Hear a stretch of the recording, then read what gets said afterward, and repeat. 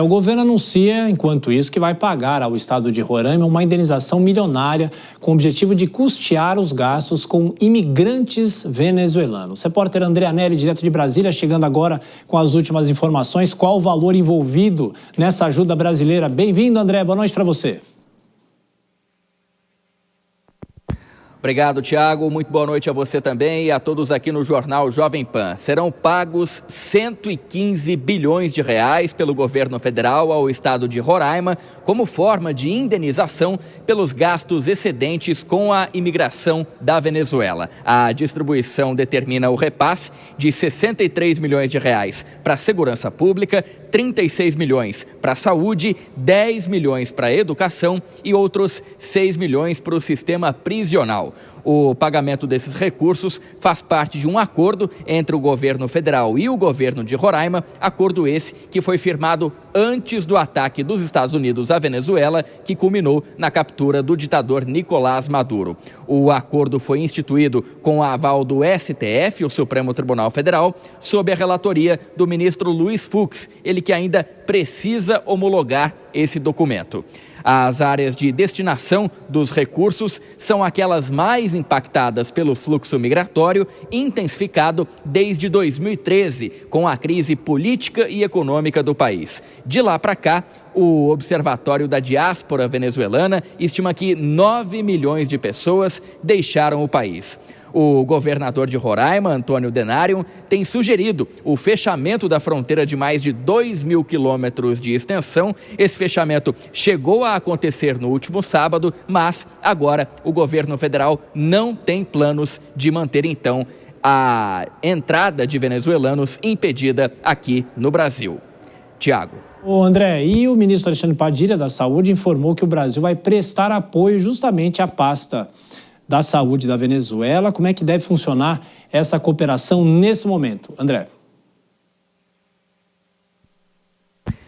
Isso mesmo, Tiago. O ministro da Saúde, Alexandre Padilha, ele disse que o ataque americano no fim de semana destruiu um centro de distribuição de aparatos médicos na Venezuela e, por conta disso, ele anunciou o envio de insumos de diálise para pacientes renais, então, ao país vizinho. Essas informações foram confirmadas por ele mais cedo em uma coletiva de imprensa aqui em Brasília.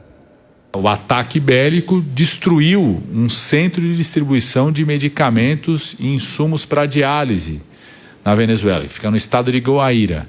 Isso foi confirmado pelo escritório da OPAS, Organização Mundial de Saúde, que fica em Caracas, foi confirmado isso.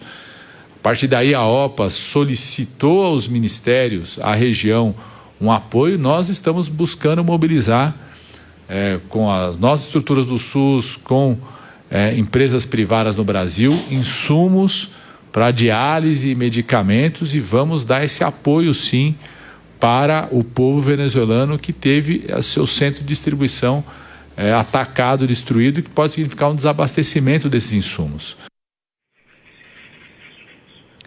O ministro destacou ainda que o governo brasileiro vai auxiliar a saúde venezuelana por causa da proximidade geográfica com o país e também pela ajuda vinda do governo chavista durante aquela crise de falta de oxigênio em Manaus, no Amazonas, no início de 2021, durante o auge da pandemia de Covid-19.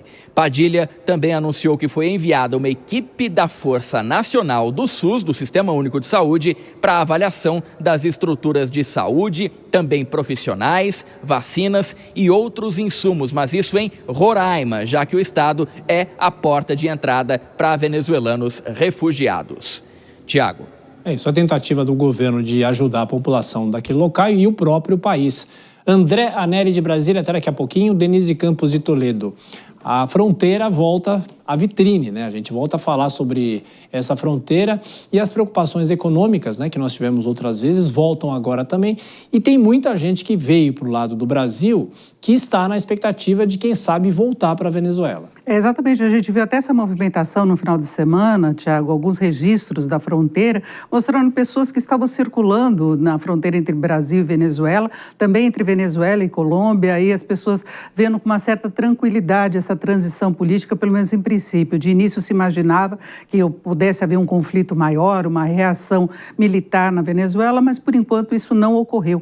Então tem essa movimentação mais tranquila e se imagina que possa haver um governo mais racional na Venezuela, que permita um desenvolvimento econômico, ou pelo menos uma melhoria dessa situação, que permita, inclusive, que a população de lá retorne, o que diminuiria custos para o Brasil. Quando houve a grande imigração aqui para o Brasil, nós tivemos um custo enorme, uma dificuldade, inclusive, de conseguir locais para essas pessoas todas ficarem. Agora, do ponto de vista econômico, acho que é importante salientar que a economia brasileira como um todo não deve sofrer maiores consequências em relação a esse problema da Venezuela, mesmo que ela enfrente uma situação mais grave. A Venezuela, ela caiu da quarta posição para a 29ª posição em termos de relações comerciais com o Brasil. Agora, a situação é diferente em Roraima, que 46% das exportações do Estado, principalmente na área de alimentos, depende da Venezuela. Então, mesmo com a Venezuela numa situação de crise, tem essas exportações. Em 2024, por exemplo, representou 145 milhões